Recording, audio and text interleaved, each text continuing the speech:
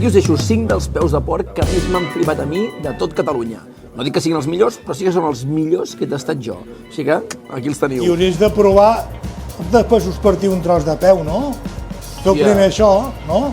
Però un tros petit, eh? Bueno, una d'aquestes meitats. Ja sortirem d'aquí. Oita, quan l'agafes i ja... Ja es desmunta ja. Oita. Això, oita. El peu el cous tu? Sí, això el coc jo. També, eh? Això el coc jo, però amb olla normal. L'olla a pressió. No, l'olla a pressió no la volem per res. Olla normal i vinga. Herbes, llaurer, àpid, cebes, un parell d'això d'alls només xafats sense pelar i que vagi fent.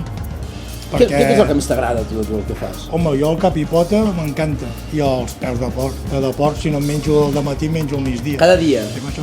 Peu de porc cada dia va... Això és com els iogurts. Com els iogurts que van bé per la digestió. Ja ho sabeu, eh? Peu de porc, bueno, mig. Bueno, una meitat. Una meitat de peu de porc cada dia. Si no és al matí, que no et paga, o no tens temps o ganes d'escurar, al migdia. L'estona que estàs més relaxat. Perquè el peu de porc vol que estiguis tranquil. Això no és com menjar una hamburguesa, que talles i vas fotent a tot gas. Això, està relaxat. Estàs relaxat, els ossets, deixar els ossos com si fossin esbarosquis.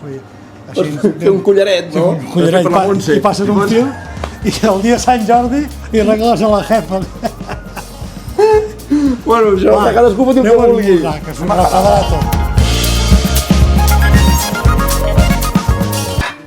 Bonus track, tu. He entrat un moment a la cuina. A veure, pito i surto un mig peu de porc i unes llenties. Una combinació guai, no ho havia menjat mai, així peu de porc amb llenties al costat.